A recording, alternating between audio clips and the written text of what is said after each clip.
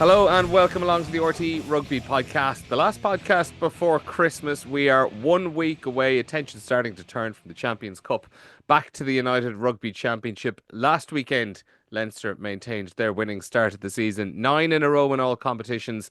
A 15-7 win over Clermont Auvergne at the Aviva Stadium. They host Connacht on Saturday. They made it back-to-back bonus point wins in the Challenge Cup, beating Perpignan 31-18 in France. On Friday night, though, it is Ulster against Munster, and a meeting of two sides that were beaten in the Champions Cup at the weekend, and two sides that picked up quite a few injuries along the way. Munster lost 16-14 away to Castres.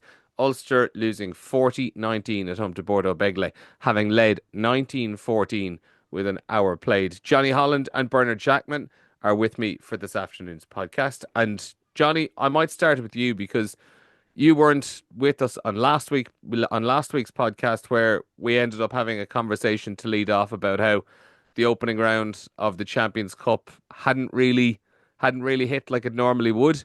It was kind of the same thing last weekend, and you were writing in your RT.E column yesterday as well about just that. 4 of the 24 games we've seen so far have been decided or by 7 points or less. It's hard to see where the competition even goes from here, because we've reached a point now where, and we'll get to a little bit later as well, where we're seeing Munster resting players and rotating their squad around a little bit for a Champions Cup game. And to be totally honest, I don't blame them, and we'll get into more about it later on as well. But when the teams who have been so loyal to this competition down the years are starting to rotate things around a little bit, that's probably the point where things are in trouble. Yeah, that's it. I think have Munster, rotated purposely before this? I'm not really sure.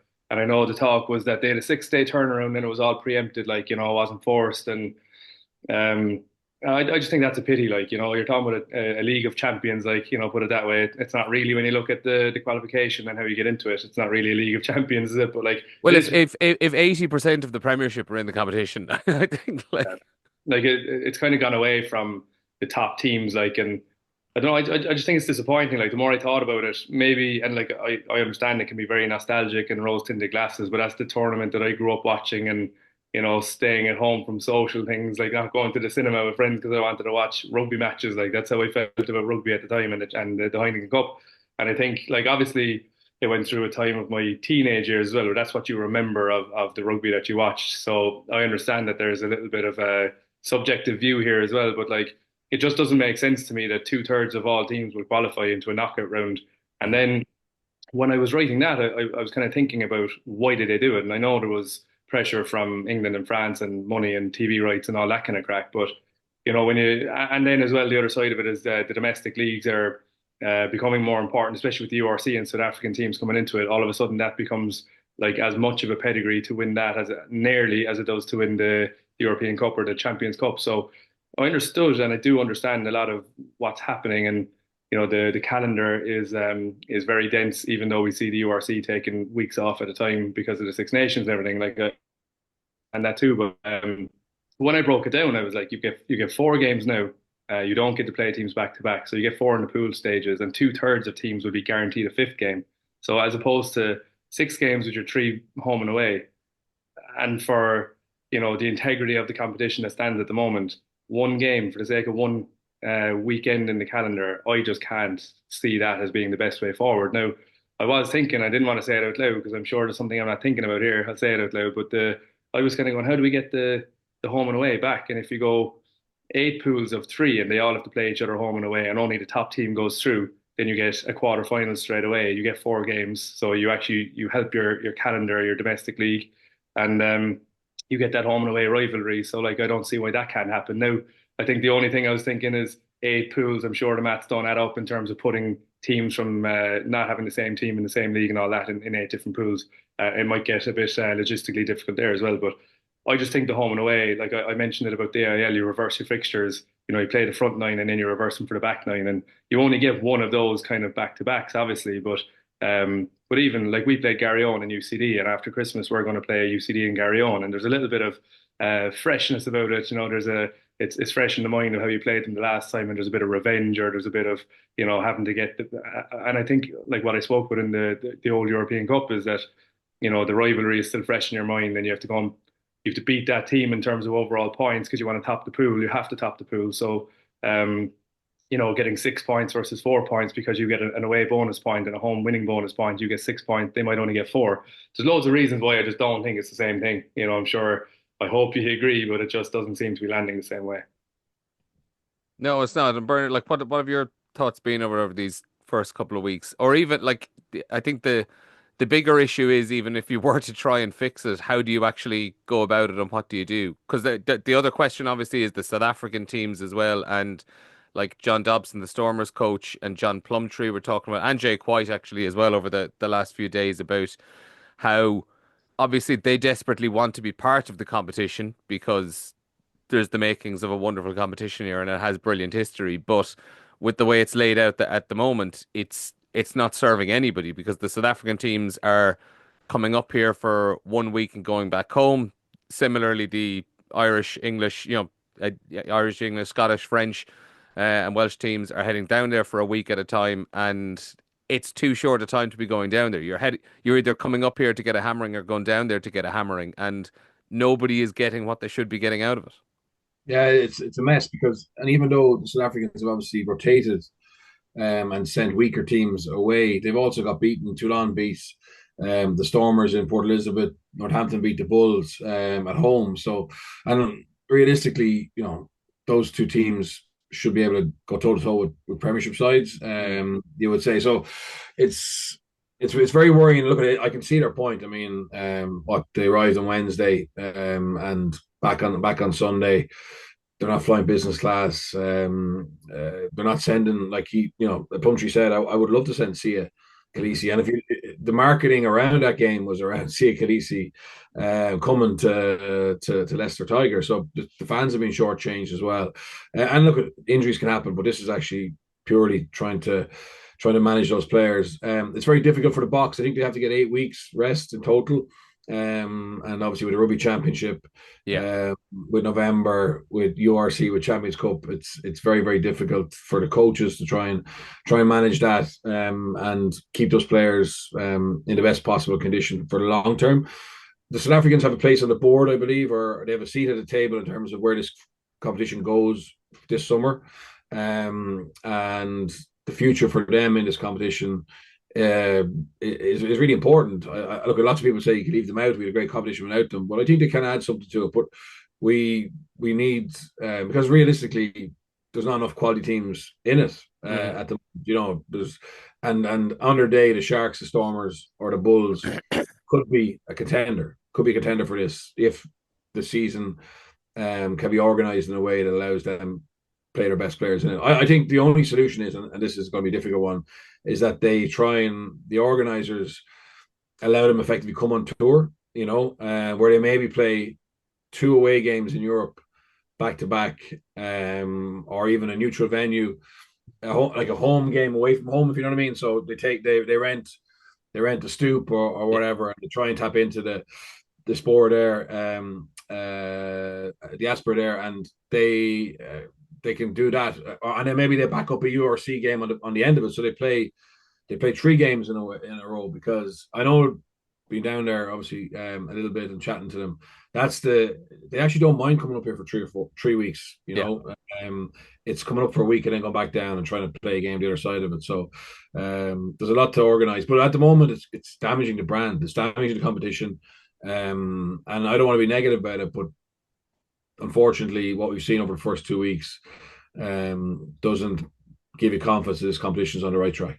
No, and obviously you mentioned the Springboks and the Rugby Championship, and I'd reckon as well we probably actually can't get anywhere on this argument until you sort out the international calendar, because that's just creating so many more problems as well for the URC as well, because obviously you have the South African internationals pretty much playing around the year and getting small little breaks here and there in maybe a couple of weeks at a time where, you know, you probably do need to align both the northern and southern hemisphere international calendars maybe you bring the North up in line with the Southern Hemisphere and essentially do an international season running from, whatever, June right through to November or something like that, and then you're into the club season where you could actually kind of get some clarity on the calendar, Johnny.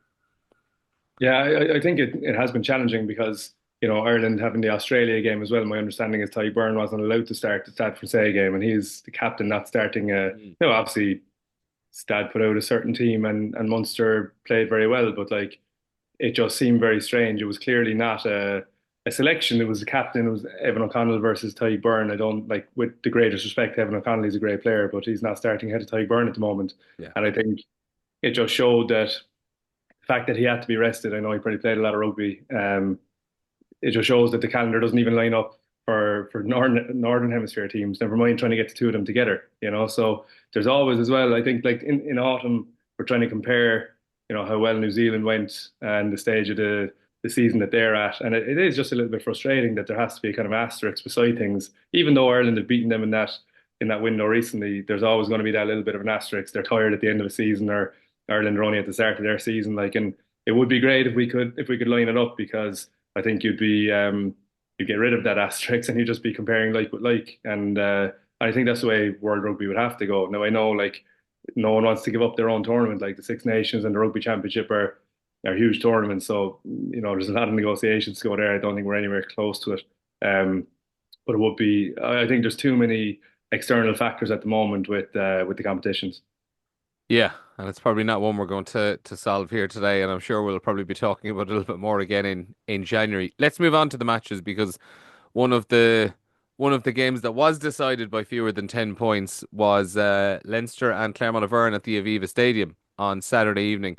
Another win, Bernard, 9 in a row to start the season for Leinster, but this was a clunky overall performance, and I found it very interesting, even just reading the reaction from the likes of Leo Cullen and players after the game.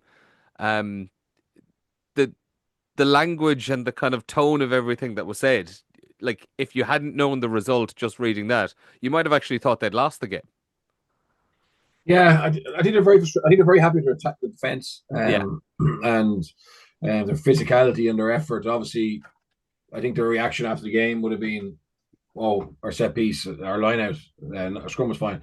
Our line out really malfunctioned." And despite having plenty of ball, off counter attack and turnover, they just never really clicked, attack wise. Obviously, they had two tries in the first half, and they were well executed. But in general, I thought their attack, it just doesn't seem to connect well. I mean, this week they actually made a load of ground up the middle of the field. I thought their interplay between their forwards was actually excellent. Yeah, the ball movement, and they were actually hurting Clermont through the middle of the field between the 15s at times, but then just couldn't turn that into another try, third try or fourth try, which will frustrate them.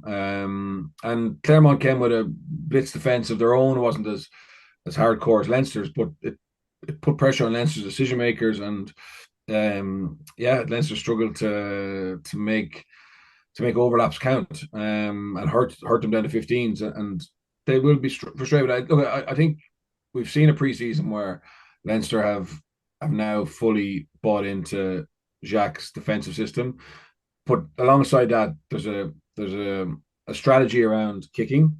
They're quite rigid and quite structured in how they manipulate areas of the field, and they don't overplay. And I thought they played that game like a kind of a cup final, in terms of they weren't chasing bonus points as such. They managed the game to win it. And I think that's what you'll see with this Leinster team. Obviously, there'll be days where they can open up and score a lot of tries, but I think the way they play is going to get them. It's probably going to reduce the margin of win, if you get me, if that makes sense.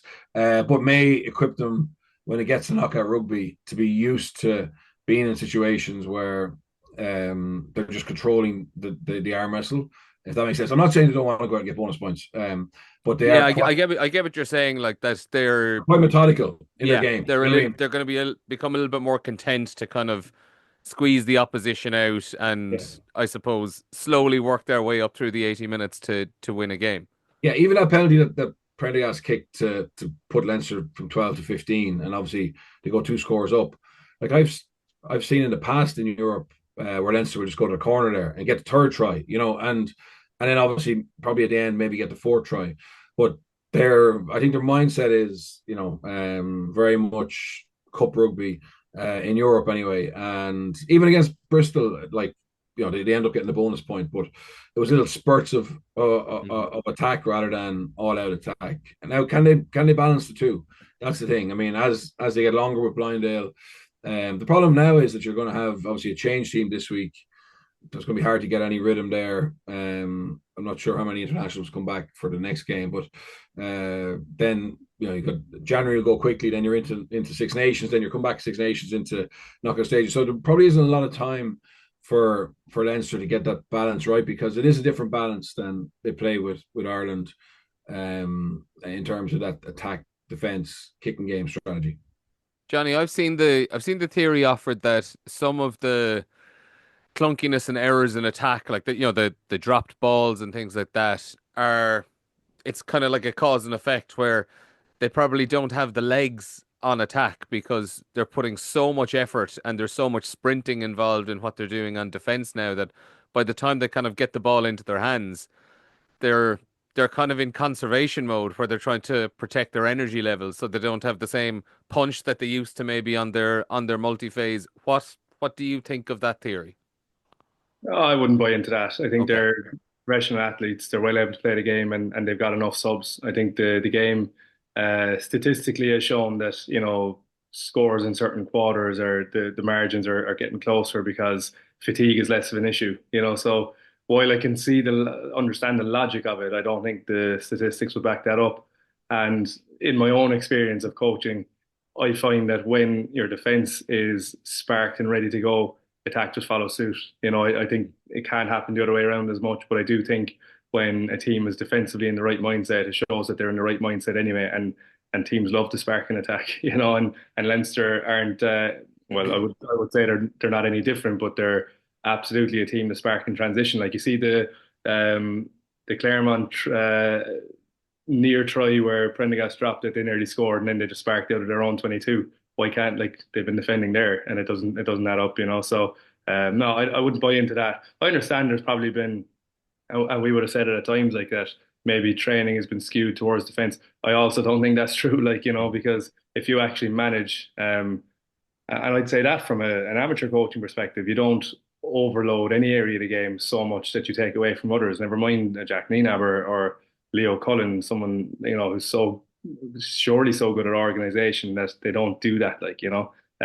Whether players' minds are just there and thinking about it and there's no control over planning, you can argue that, but I don't really buy it. Like they're some of the best players in the world. Leinster's team, they can definitely play on both sides of the ball.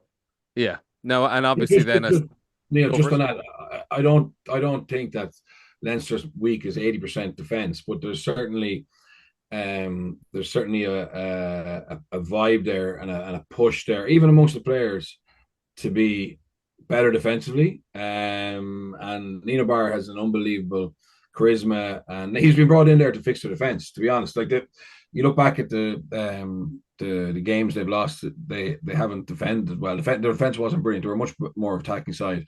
Also, and I know, speaking to some players on this, they find it quite difficult to be in position to defend, to attack, or to burst into attack when you're putting so much energy into how to defend. Whether that's through line speed or that's through counter rucking, and stay in the contest, they actually find it also difficult to reload on those transitions. So the example that you gave is a great example. Jonny is the one away from their own line. That's a very unusual situation, where, I mean, Clermont, most Clermont forwards are 30, 40 meters up the field. Normally, when they get turnovers there in that area of the field, it's the whole organization, both attack and defense, is different. And then you're into exit mode, which is fine. So they can absolutely attack, and they want to get better at it. But I think at the moment they're kind of very much leaning towards being a team who are rock solid defensively, and I think that's well embedded now. That's well embedded. Whatever was 8 games, 9 games, averaging I think 12 points now, or 11 points in total. we've conceded, and I think now you'll actually hopefully see them being able to get a little bit more joined up attack wise. And obviously, it doesn't help when you only have just over 50% return on the line out. Yeah. And that led to some really interesting comments yesterday from Jackman, who was up doing Leinster media. So I asked him the fairly simple question of, 9 out of 16 at the lineouts on Saturday, even accounting for the most teams having like a bad day at the office. That's a kind of a wild number. And uh, a lot of coaches in Ireland aren't going to give you the straight answer, and that they'll kind of bluff that one away and say, "Ah, we're working on a few things." And in fairness to Ninaber, he actually gave what I thought was a really, really interesting answer, and he highlighted how come January the 1st, there's going to be some new uh, clamp down, a new kind of review on the time it takes to set up a line out, trying to speed up play, and line outs are going to have to be set within 30 seconds. And how Leinster were trying out something new yesterday that they've been working on over the last few weeks around their lineup setup. And in short, it didn't really work on the day. And you know, he Nina Aber and Razzie Erasmus, Jonny, like they've had this reputation always in South Africa as the kind of the mad scientists, the innovators, and they're always trying out something new. The Damien Valemse calling a scrum off the mark in his own 22 obviously is the one that we all remember. But just like some of the what he had to say here, like obviously with anything you try out, there's going to be a couple of hiccups, and you could rightly see there were those hiccups. It's stuff we're going to have to iron out going forward. Um, it's not just the speeding up, it's something that's going to become more and more relevant, not making huddles, and referees are going to be very strict on it from the 1st of January. It's something we feel we can grow within our game, that we can evolve and get better. I'll be really curious. I didn't get a chance last night, Bernard, like to actually look back at those Leinster lineouts and even kind of try spot what were they trying to do. Was there a different way of calling it? Were they trying to move a little bit quicker? And just what led to it. Now, as someone else pointed out, it could just be a very handy excuse for a coach to use when when their lineup had a shocker at the weekend. But I'd be inclined to believe Ninaber that they were trying out something new. Yeah, I have. I'm intrigued as well to look back. I haven't clipped. I just didn't look at how. Hmm. I was looking at the content of the lineout rather than actually the process going into it. And it is interesting. Look at it. He's not lying. They definitely. I did. I spoke to him and Leo during November, and they were all over what was happening in international rugby with the new interpretation of the escort, and they were talking about how the game is going to look in January, February. So the fact that they, were already predicting and maybe making plans to be ahead of the curve in this area doesn't surprise me. I hadn't picked it up in the game, but look, what they're trying to do is obviously have less no huddles, more tempo, go in with a call and a cancel call and back their drill. It didn't look to be incredibly quick from my first viewing of it, but obviously I could be wrong there, so I'll have another look at it. But yeah, it could look if they have changed, if they had changed their kind of focus this week and said we're gonna try to run that certainly could be a reason for two or three being lost, and just players not being used to it, not being comfortable. It's a very good line out D by Clermont as well, who blocked off certain areas and were able to get up in front of Leinster.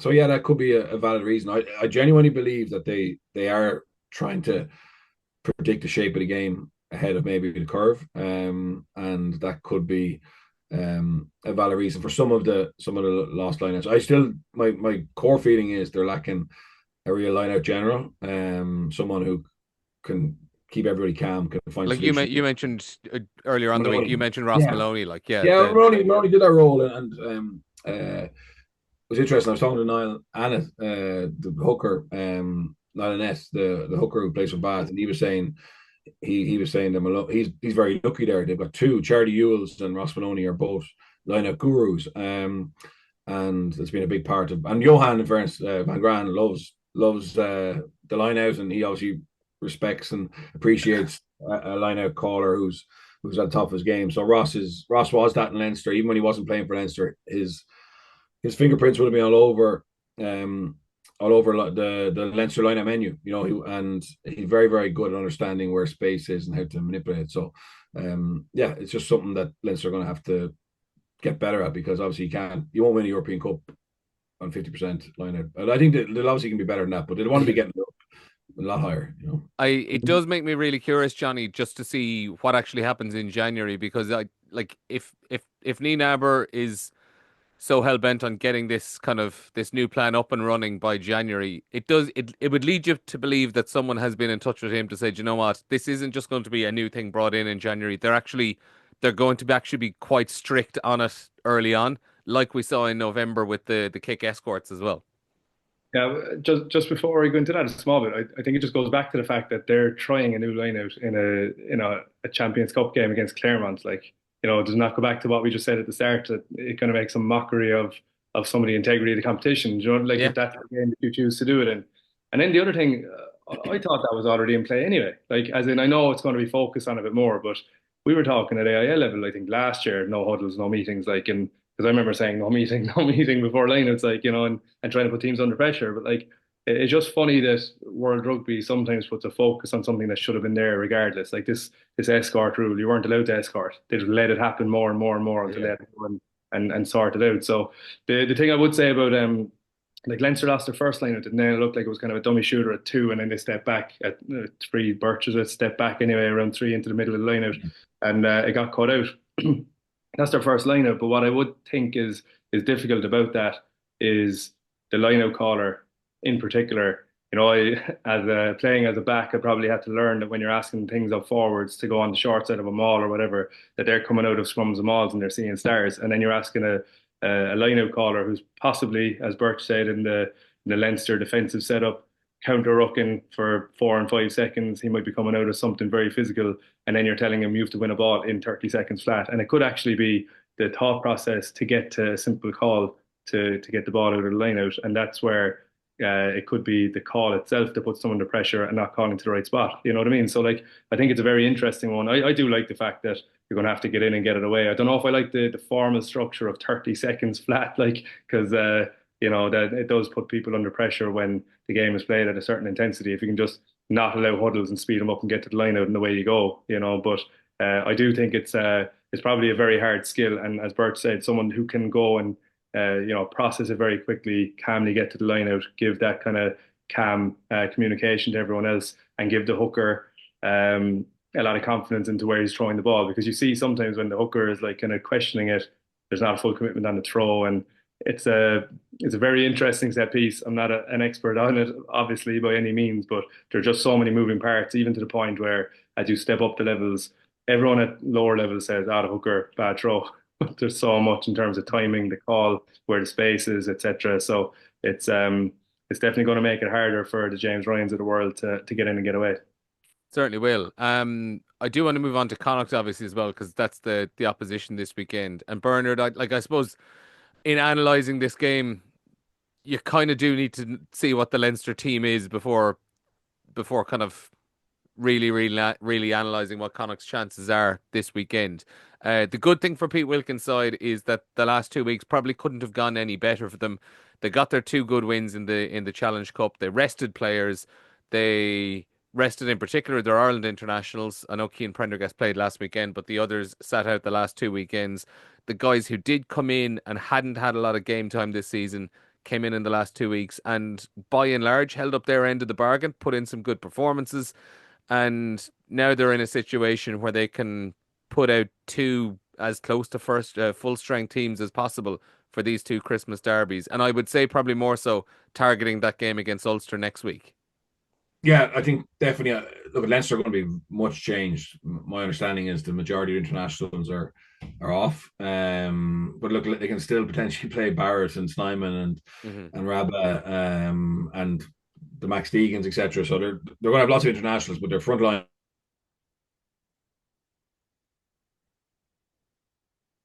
guys must be really good for Connacht, because they managed to get 2 bonus point wins, as you said, rotate players, and come up here and have a pretty much a free shot with, looking to get something out of it, obviously. But even we've seen that Leinster rotated side are still pretty formidable. So it'll be a hard one for Connacht, but I think they definitely come here with a lot more self belief and feeling good about themselves compared to obviously Ulster, who have had two really tough weeks in Europe, and Richie be trying to find positives, whereas Connacht have them actually from the games. Yeah, I think Johnny, like if you're Pete Wilkins and you're probably looking at these two games as just its own block of two, and I think if they were to come out of this with 5 or maybe 6 points, you're absolutely probably delighted with that. Is this weekend, if they come away with 1 point, reasonable enough? Um, I can understand that, and I think Obviously, sorry, I'll kind of rephrase it. Obviously, it's not you're not going in with that mentality, but I think kind of if you're standing back from it in the cold light of day, it's probably it's probably a fair return.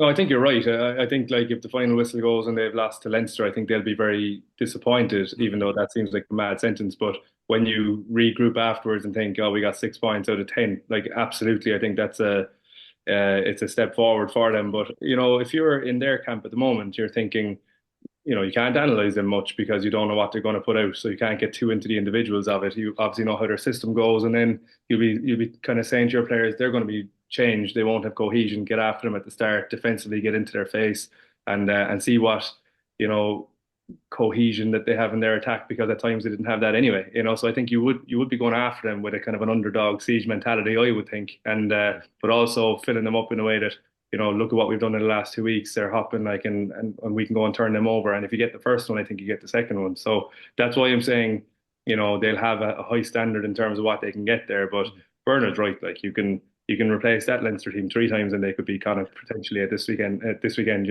And that's not being disrespectful. That's just Yeah. showing the strength and depth that they have. And when they get it right, we've always seen them just put the next player in.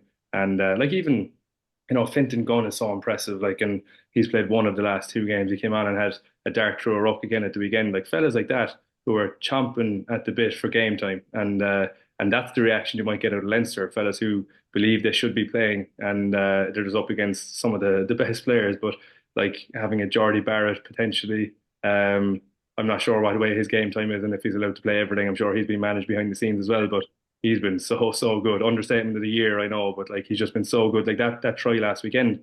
I'm not sure Keenan crashes over the line there. Maybe he just takes a bounce on the outside, different strengths, but there's not too many fellas are finishing that. Like, so I think there's a lot of threat that Leinster will bring, and they won't be afraid of anyone else's threat. But I think Connacht can go with a bit of a siege mentality and try and turn them over, because they have done things like that in Interpros before, and I think they'll be trying the same thing.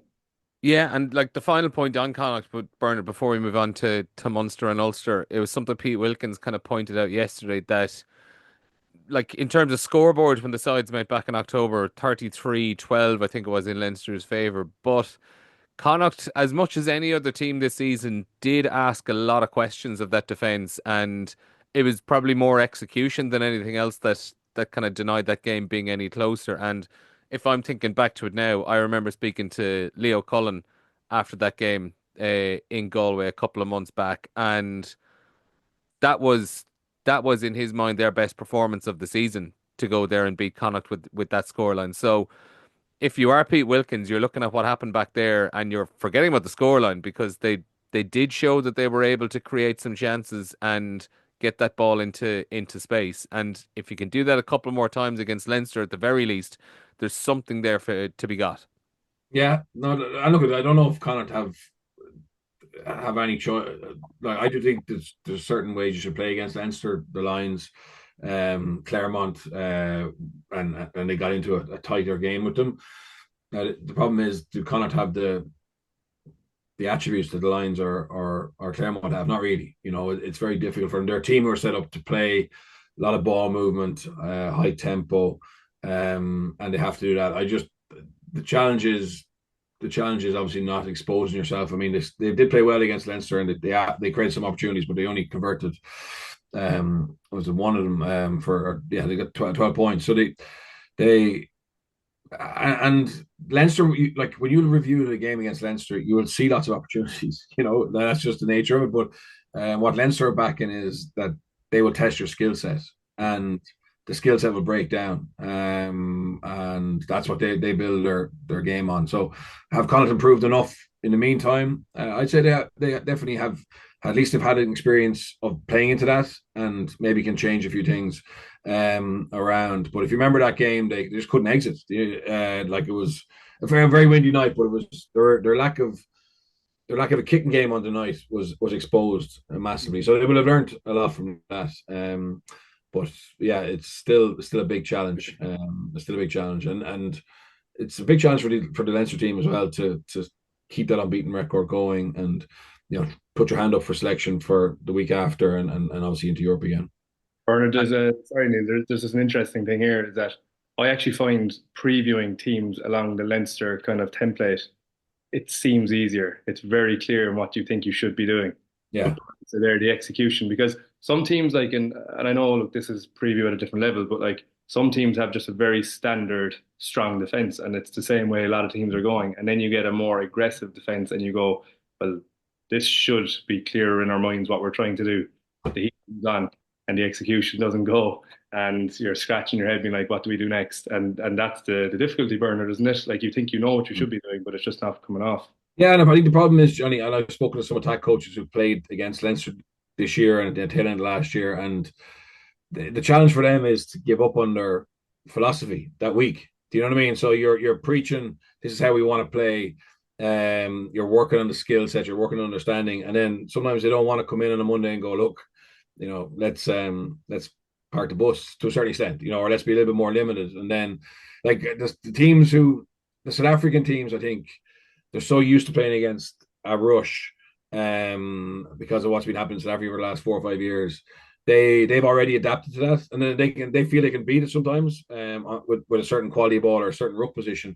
And then other times they just say, no, we're not going to give them energy from trying to play into that. And obviously the Bulls have beaten Leinster twice, and they look at the Bulls have other strengths as well. But it is fascinating. And look, maybe the attack coaches who stick to their guns, and maybe try run it a few times, eventually they find the answer, and and it's exposed, and everyone else has the plan then to try and beat them. But at the moment, I think if you're looking at that Leinster defense, regardless of who's playing, it does make you a little bit stressed if you're an attack coach.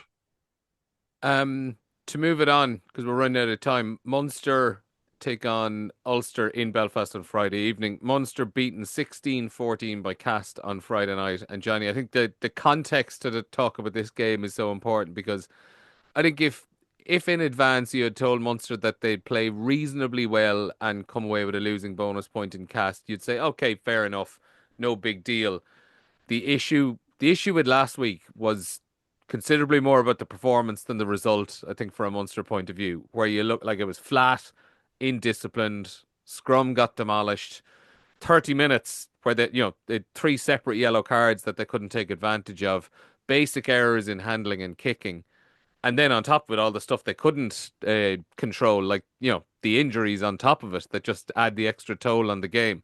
The only way that could have been worse on Friday night was if Cast had actually executed that late chance and denied Munster a losing bonus point whatsoever, which they looked a little bit close to doing. It was just such a frustrating night all around. Yeah, is it the most played Champions Cup game ever? And 19 of them. Yeah, there was that chat about the back-to-back game around Christmas time and the old format, and I think there's a lot of people thankful that it isn't going ahead to get that stalemate again. But it's funny, I was in and out of the game, and I thought I know. Do you know what? Actually, sorry to interrupt. Like it wasn't a very good game, but I actually really did enjoy it. It was a real old school arm wrestle kind of a game, even though it was low on quality, if you get me. Yeah, it was tight as well, and I think it went in different kind of momentum shifts. And as I said, I was kind of in and out of it, and I saw the first quarter where Cass were just all over them, and you're thinking this is a horrible night. And I came back to it, and it was 10-7. And then as you see the game play out, Munster in with a shot at the end, and you're thinking, how has this happened? So I think that's the frustration, is that they were in with a shot of winning a game away with a rotated squad, although probably a stronger rotated squad. Away in France in the Champions Cup, it was there for them, and I think the tough part is you're going into an interpro of injuries. Like, aren't you the two squads going against each other? Like, that's what they got out of the game. I don't know what the story is with Craig Casey one. It said as a meniscus injury, but I think there's a bit more in my head. When studs get caught and everything else, you're kind of hoping it's not something more. And it's been very vague as to what he got the surgery for. But I'm sure if it was something bigger like an ACL, it would be a bit more time before you get it done and all the rest of it. So I hope that is it, and it's medium term as opposed to long term. But like, yeah, the injury toll, the lack of flow, the errors, the penalty count, missing the chance at the end to go and have a crack at it. I think they'll be very frustrated coming out of there. And I think you're right. Like, there's loads of games where you go into it thinking, coaching anyway, you think if I can get this much out of it, it won't be a negative, or if I can get that much out of it, we'll have chances later on, and we can, especially in those groups, you can try and have a cut off it, but you always reflect in a different way. And we got out of jail against Garryowen recently, and we finally got there. And in the end, we could have gotten the bonus point, and we just got held up over the line. And you're saying to yourself, like, don't get greedy on wanting the bonus point because you were losing the game 4 minutes ago. So it's a very funny kind of mindset after the fact where you think we could have won that, and you're very disappointed. But you're right. I think they would have taken some points on the road, and get out of Europe for a couple of weeks. Yeah, like it's funny about it. Obviously, Munster led that game for all of 2 minutes, and you're looking back on it thinking, how on earth did they lose it? The one thing, and I know hindsight is brilliant and all that, but even at the time when the team sheet came out, it felt like a bit of a gamble to be resting Gavin Coombs for that game. And I get the idea, obviously, if they wanted to rotate things around, get some minutes into Brian Leeson and just manage Gavin Coombs' minutes as well. But I honestly think, even with the benefit of hindsight, that game, like a Friday night game in Castres in France, that's the game that you want Gavin Coombs playing in. I feel like I would have been more inclined to actually rest him the week previous against Stad at home. I don't know how you feel on it. No, no, absolutely. I was shocked that he was being rotated and rested. I think it was brilliant to see Gleeson, but even Gavin off the bench there, like in a game like that, you saw the influence that a Papali'i type had. There was always going to be a day for the heavy hitters, and he does give them go forward. And it was actually bad luck really for the coaches, because I don't think Munster have ever looked more lateral in a game as well. The way it played out. Hodnett obviously gives them go forward, but it's just in general that the game was just crying out for that, because they had so much ball. And they just couldn't dent at key moments during opportunities, and they would have won that game. I think they would win the game with Coombs playing. Honestly, I think that's the influence he could have had. So it's tough. You've got a coaching staff who are kind of they're all contracted. Mossy obviously got a new contract as well, but it's not really sure how it's gonna play out in terms of restructuring for Munster, trying to keep the squad happy, trying to bring through young players. All those things are really important, but this is Champions Cup. This is Munster in the Champions Cup. This is a winnable away game in France, and come off a month off as well. I know Munster had a game against the All Blacks 15, but I would love to see him in the squad. I think it was an error in hindsight, but probably it was an error we probably could have predicted beforehand. I think he was ideal for that match. Yeah, absolutely. And the Question, big sorry, go can for I it, have a Jack. question? The Papali'i try. Am I missing something? Was that a try? Was there a hand under that? I think there was a hand under it, and he also grounded it, if you know what I mean. A bit of a wedge onto the side. It seemed Yeah. That's what I think anyway. the momentum was all that way. They were going to score anyway, but I thought Abrahams did unbelievably well to get a hand somehow under that. And when you're looking at it slow down, you're like, is it a try? I'm not sure, but small margins away from home, aren't they? Yeah, I think it was just the kind of ball angled over in the end, but like a serious effort to try stop him. On Craig Casey's injury, though, like to come back on it, just so disappointing for him, because he was probably in the form of his career so far. He was like, I'd say Gibson Park would have started ahead of him in the Six Nations, but he was probably playing better currently than Gibson Park is at the moment as well. But it leads it to the next question then.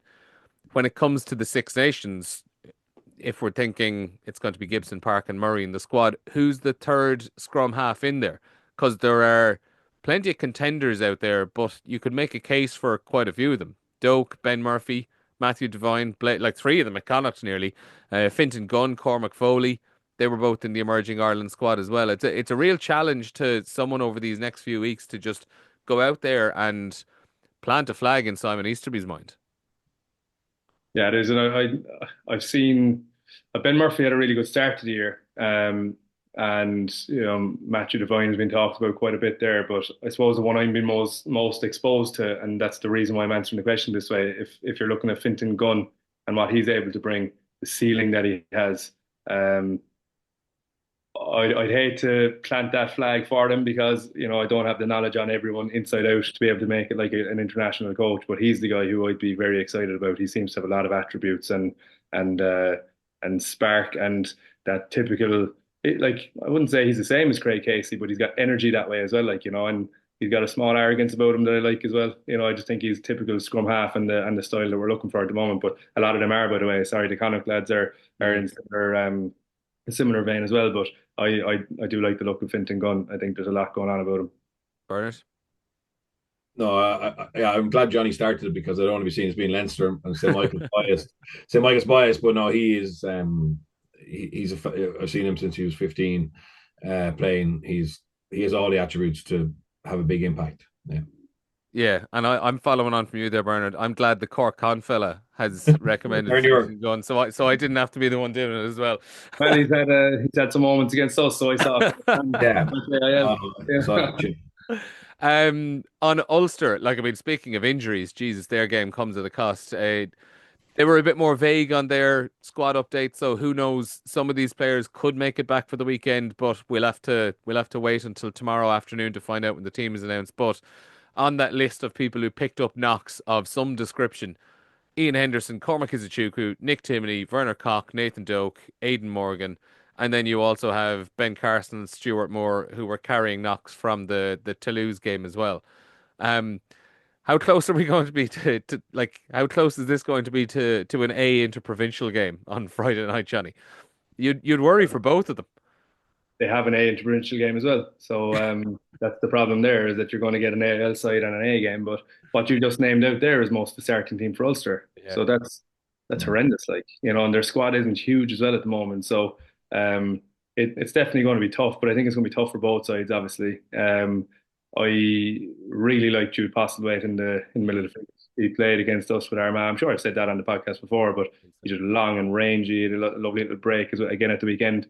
Putting two centres of that size into the middle of the field will cause anyone trouble. But yeah, I think it's a bit difficult for Richie, isn't it? Because I'm sure he'd have been seeing the Champions Cup against the teams that he was up against as a bit of a stretch, and get back into the URC, make a bit of a statement, get up the table. It's a big one against Munster because they're side by side in the table, aren't they?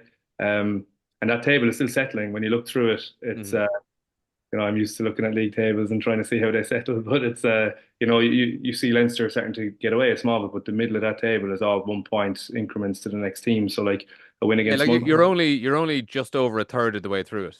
Yeah, so it's still settling, but the games in the next couple of weeks will separate the league, I would think. So Richie, I'm sure, would have been looking at these, a home game against Munster, put them down another couple of points and separate yourself there. So it is very difficult for him to have that injury list, because I think their numbers are getting light now, aren't they?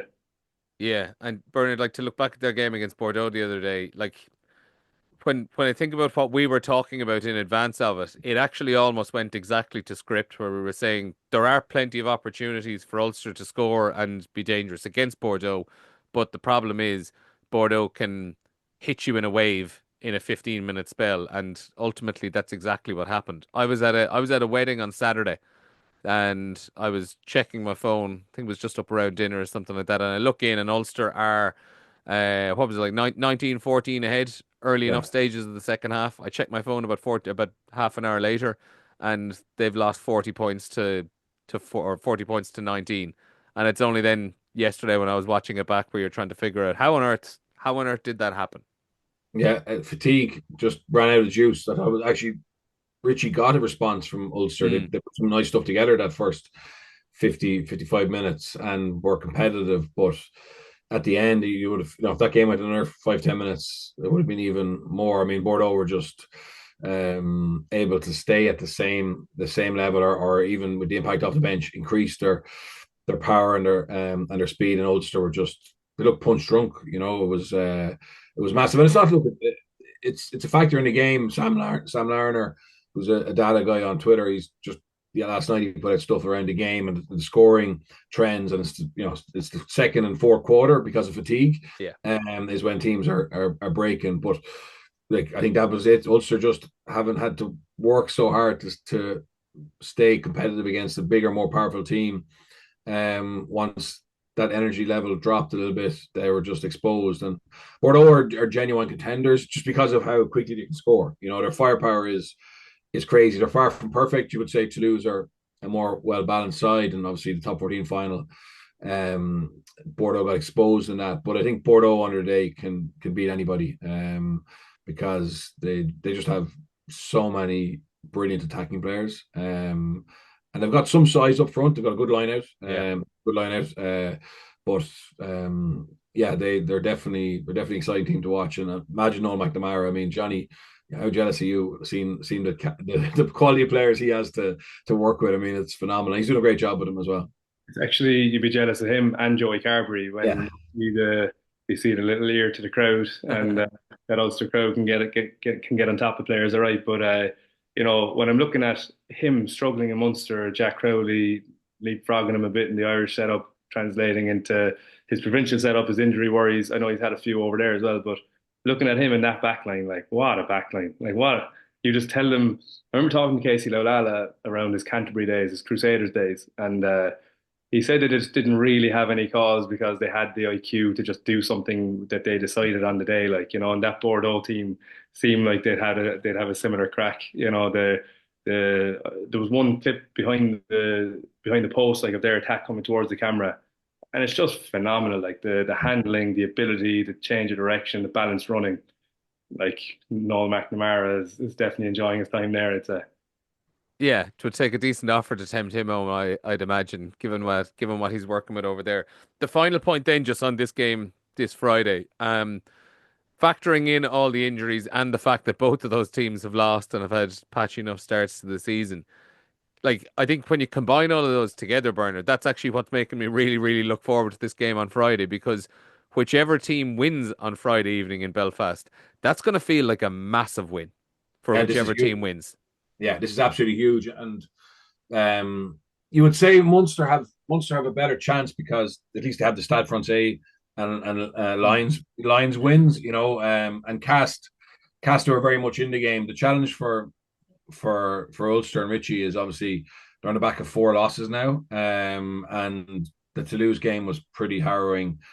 The way the game against Bordeaux finished, even though there was obviously elements of the performance he would take confidence from, was tough. So Munster, you would imagine, going up there in a better place mentally. But I think Richie, to be fair to him, will be able to get a bounce out of Ulster as well. And this game should be really tight. But whoever wins it has a little bit of momentum going into the week after, and obviously. Whoever loses it then is the pressure's on. If Munster were to lose, they obviously had a poor start to the URC. That last month where it looked like things were changing would disappear pretty quickly, and the pressure beyond them. And Ulster obviously having lost to the Lions and having lost to Cardiff, Leinster, and then Munster in the URC, are just chasing their tail a little bit. But I just got a message there for someone. Jean Klein had an operation. Had an operation. So yeah, he's now long-term injured, you would say. So Munster, likewise, their injuries, they're just adding up and getting no break at all. Absolutely not. Well, really looking forward to that game. That is Friday evening. Leinster and Connacht, meanwhile, on Saturday at 5 o'clock. Coverage gets underway on RT2 and RT Player. You can follow a live blog as well on RT.ie/sport. And there's commentary of both games across RT radio platforms. Bernard and Jonny, thanks a million. And in advance, have a happy Christmas. This is our last podcast before Christmas. We will speak to you on the other side. Best wishes to you and yours. And hopefully you enjoy the rugby over the next couple of weeks. Thanks, Neil. Happy Christmas. Happy Christmas.